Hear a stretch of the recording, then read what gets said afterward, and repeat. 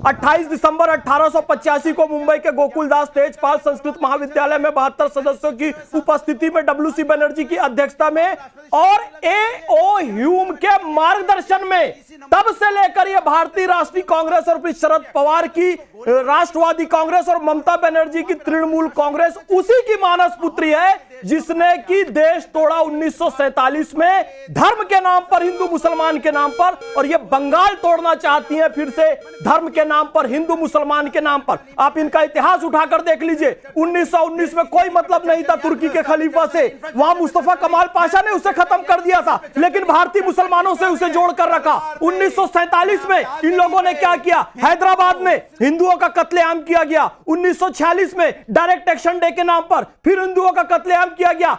कश्मीर में हिंदुओं को खाली कर दिया गया।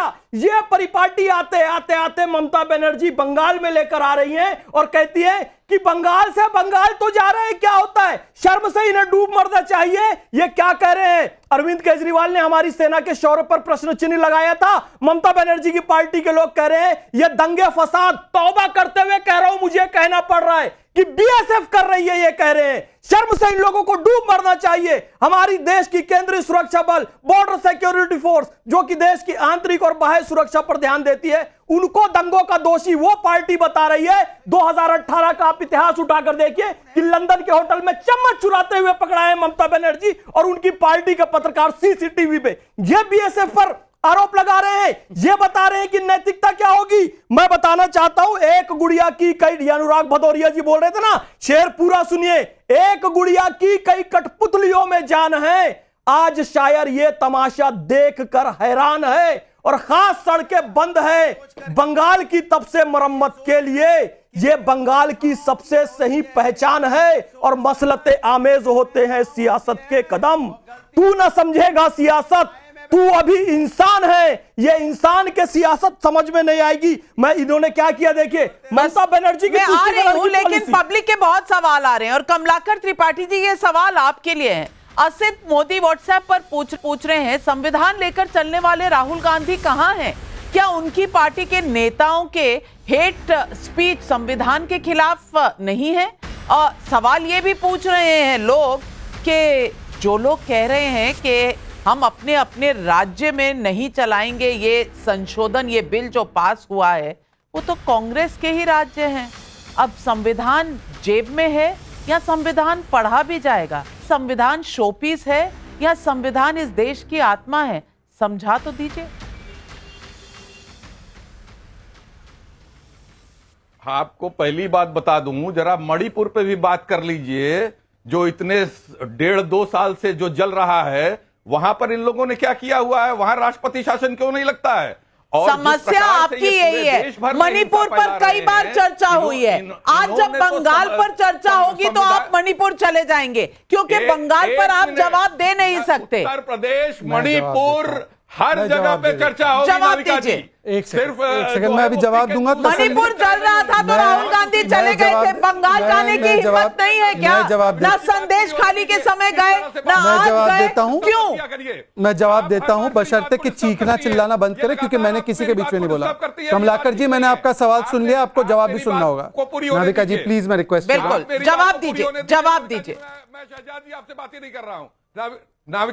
नाविका जी, मैं जब जवाब देता हूं तब इनकी आवाज ऊंची रहती है, फिर मुझे चीखना पड़ता है। मैं चीखने नहीं आ रहा। मत, आपकी आवाज, मैं अपनी आवाज से मैं अपनी प्रॉपरली जवाब दूंगा। अभी उन्होंने पूछा मणिपुर पर क्यों नहीं जवाब देते, आपको पता है। प्लीज मैं रिक्वेस्ट करता हूं, जब तक वो, वरना उनसे बुलवा लीजिए, फिर मुझे मेरी बारी दीजिए जी। मणिपुर में अभी आपको पता है वक्फ बिल पास होने के बाद मणिपुर का 2 सदनों में रेजोल्यूशन आया। राहुल गांधी दोनों सदनों में, एक लोकसभा में और राहुल गांधी के चेले चपाटे दूसरे राज्यसभा में, दोनों सदनों में बैठे नहीं। पूछे राहुल गांधी थे लोकसभा में जब रेजोल्यूशन आया? पूछिए उनसे। 2:30 बजे जब मणिपुर की चर्चा आरंभ की गई तब ये थे या नहीं थे? अब मुझे अपनी दूसरी बात कहने दीजिए। नाविका प्लीज, नाविका रिक्वेस्ट, चर्चा में थे, नाविका रिक्वेस्ट करो, मुझे बात करने दीजिए। मैं रिक्वेस्ट कर रहा हूं भारत से, मुझे अपनी पूरी बात प्लीज करने दीजिए। दूसरा पॉइंट, मुझे अपनी बात कहनी। अभी अनुराग भदौरिया दलितों की बात कर रहे थे। आज अनुराग भदौरिया को एक बात पूछिए, अनिल कुमार नामक एक दलित को उत्तर प्रदेश में गोली मारकर मार दिया गया, पर इनके नेता ने एक शब्द नहीं बोला। पता है क्यों? क्योंकि मारने वाले का नाम था दिनेश यादव। दिनेश यादव मारने वाले का नाम है, तो एटा में जो दलित को मारा गया है, मजाल है कि अनुराग भदौरिया के नेता इसमें ट्वीट कर दे। एक बार गलती से किया था ऐसी सिचुएशन में ट्वीट, डिलीट कर दिया ट्वीट इन्होंने, क्योंकि मारने वाला एक जाति से था और मरने वाला दूसरी जाति से था। यह है अनुराग भदौरिया जो यहां पर आकर लेक्चर दे रहे। तीसरी बात मैं इनसे सिर्फ पूछना चाहता हूं, बता दीजिए, अरे भाई सुन लीजिए कि आपने तो करणी सेना को बहुत कुछ बोला, आपने राणा सांगा का आप पे मन में सम्मान नहीं है भदौरिया, ये तो मैंने देख लिया, पर मुझे बताइए कि उनके घर के बाहर तो 2500 पुलिस वाले लग गए मिस्टर रामजीलाल सुमन के। अब ये हिंदुओं की प्रोटेक्शन करने के लिए कौन था बंगाल में, वो बताइए। रामजीलाल सुमन के घर के बाहर 2500 पुलिस वाले और यहां पर हिंदुओं को कोई बचाने वाला नहीं, और आपके मुंह से एक शब्द नहीं। जवाब दीजिए, जवाब दे दूं। बोलिए, राणा सांगा का अपमान सहन करते हैं ना? देखिए किस तरह से चीजों को कैसे बांटा जा रहा है। मैंने बोला कि ये देश में एक ही सेना होती है जिसका नाम होता है फौज। ये तरह तरह की रोज रोज जो सेना पैदा होंगी, इस तरह से नंगी तलवारें लहराई जाएंगी, ये देश के लिए ठीक नहीं है। अच्छा। अब हो सकता है वोट बैंक के लिए कर सकते हो, हम भी वोट बैंक के लिए हो सकता है कुछ बोले, लेकिन वोट बैंक से ज्यादा बड़ा हिंदुस्तान है, देश है। सबसे पहला दिनेश यादव के बारे में कुछ बोलो। जात से भी बड़ा मेरा देश है। दिनेश यादव को कंडेम करो। जब देश की बात होगी, देश में माहौल, अरे देश को छोड़ो, दिनेश पे बोलो। उठाऊंगा तब मैं नहीं सोचूंगा मैं किस जात दिनेश यादव पे बोलो फिर। जिस तरह से अरे जिग्गी क्यों निकल रही, दिनेश यादव पे बोलो ना। पूर्व मुख्यमंत्री को गोली मारने की बात हुई, दिनेश यादव पे बोलो, दलित मारा उसने। कल सुनिए मेरी बात, दिनेश यादव को कंडेम क्यों नहीं कर रहे अखिलेश?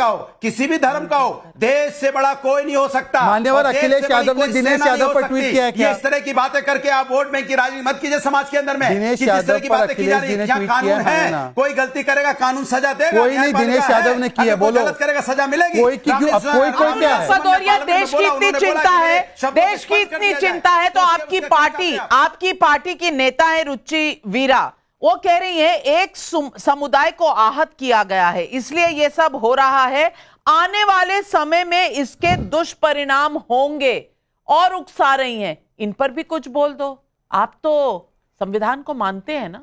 उकसा नहीं रही है। भारतीय जनता पार्टी बांटो और राजनीति करो, बांटो और राज करो की नीति अपना रही है, उनका आईना दिखा रही है। अरे धर्म और जाति देखकर आक्रोश प्रकट करते हो। आप राष्ट्र दिनेश यादव पर ट्वीट का अखिलेश जी का करते हो, आप बीजेपी की बात करते हो। पहले तो राष्ट्र की बात करके सत्ता में आए और फिर राष्ट्र छूट गया आपका, फिर धर्म की राजनीति करने लगे। अरे धर्म के लिए हमारे पास साधु संत हैं, महात्मा हैं जो धर्म कर्म कर लेंगे। आपको चुना गया है विकास के लिए, आपको चुना गया है रोजगार देने के लिए, आपको महंगाई कम करने के लिए, आपको बच्चों अच्छा, तो ममता दीदी गंदा धर्म बोलती है, उनको एक ज्ञान बोला था क्या? किसान मजबूत हो, ये मठा जी इसको माफिया बोलने वालों को एक ज्ञान दिया था कि नहीं? इसलिए आपको चुना गया है, लेकिन आप धर्म की राजनीति करने लग गए, इसके मतलब रास्ते से भटक गए आप। अनुराग जी, दिनेश यादव ने दलित को मारा, एक शब्द बोलो। अयोध्या जीतते हैं तो धर्म की बात आ जाती है, लेकिन आगे पीछे हिंदुओं के बारे में कुछ नहीं बोलेंगे, राम मंदिर नहीं जाएंगे। अशरफ अली अनूपपुर मध्य प्रदेश से पूछ रहे हैं, पूछना तो यह भी पड़ेगा कि करणी सेना क्या कर रही है, क्या उसके लिए भी कोई कानून है? प्रदीप कुमार का हैदराबाद से सवाल है, जब बांग्लादेश में हिंदुओं पर अटैक हो रहा था तो वहां की यूनुस सरकार भी बंगाल सरकार की तरह चुप थी, इसे क्या समझा जाए? सोनी भाई का कनाडा से सवाल है, सिर्फ विपक्ष की सरकारें जिन राज्यों में है वहीं पर इस तरह की हिंसा क्यों हो रही है? शुभंकर जी जवाब दीजिए। बिल्कुल, मैं सबसे पहले